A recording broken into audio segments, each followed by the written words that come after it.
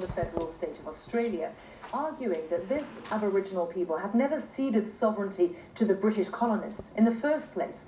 It's not a claim that's been recognised by other Australian politicians, but it is definitely a lively debate. To put you in the picture, let's show you a map of Australia. You can see the outlines of this First Nation in northern New South Wales. They're based around the town of Daguda, which is about 10 hours' drive from Sydney. With me now is the leader of the Yualiai Nation, Gila. And let's start with your aim. What are you trying to achieve here, Gila? Well, what we're trying to do is to assert our sovereignty so that our people are not living in absolute poverty and despair and total dependency upon, the Australian taxpayers' money for our survival. And so we need to restore a bit of pride and dignity back into our people because they've been totally demoralised. You're not talking just about your nation, in fact, but all of the first people. I know you've described it before about a bit like Yugoslavia becoming its constituent nations. Is it about Australia changing its outline altogether? Yes, it is. It's very, very much that, and because there's still 300 different languages being spoken in Australia, Aboriginal languages, and so those First Nations are starting to rise, and they're making their unilateral declarations of independence the same way in which it was accepted in Kosovo. How would this make a difference in practical terms? I mean, if you look, for example, at the land, at the environment, what changes would you see if your dream was realised? Well, it enables the people to take control of their own natural resources.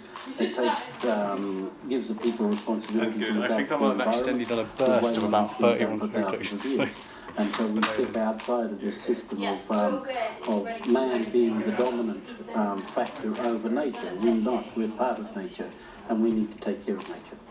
You're talking on behalf of many of the first peoples, but of course in the hundreds of years of colonisation of Australia, there are people now who live on, who've built on, who own the land. The new Australians, you have an almost impossible fight on your hands here, don't you?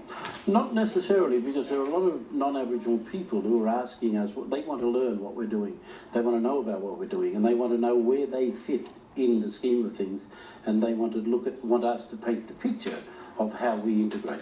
So it's not necessarily about wresting ownership from where it is in modern Australia to what it was before. It's about learning to live together in a different way? That's correct. And it's learning to accept that we were the first Australians and the fact that we have sovereignty over that.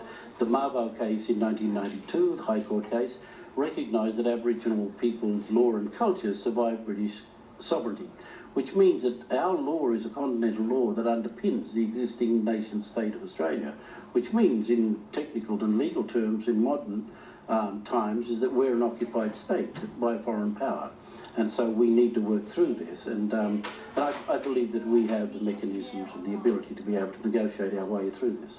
But when I look at what you've written about this, you've talked about constant lies, about deceit, about Australian politicians as colonial caretakers. I mean, by insulting those you try to negotiate with, it's not a very promising way forward, is it? Well, a lot of their own constituents within Australia, which is 22 million of them, are basically saying the same thing. They're liars and deceitful, and that Australia needs to get back to a collective truth, and that's something that Australia refuses to do.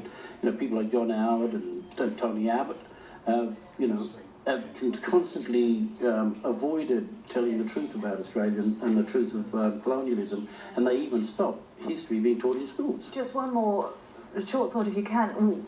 Can Australia learn from, say, New Zealand or Canada? Where else would you point where you think matters historically have been managed better? Well, the thing is that I've spoken to a lot of Canadian Indians over the years, and they're not happy with the existing structure. Native Americans are the same. Their treaties are not the same. They're being abused and they're being breached. And so what we need to do is come back to, I guess, the start and really begin to analyse where we've been, have a look at where we're at, and let's go forward. But I think we need to design that as an international unit rather than, because we've all been impacted by British colonialism. Gila, thank you so much for coming in to talk to us in the studio. You're welcome. Thank you. Thank you.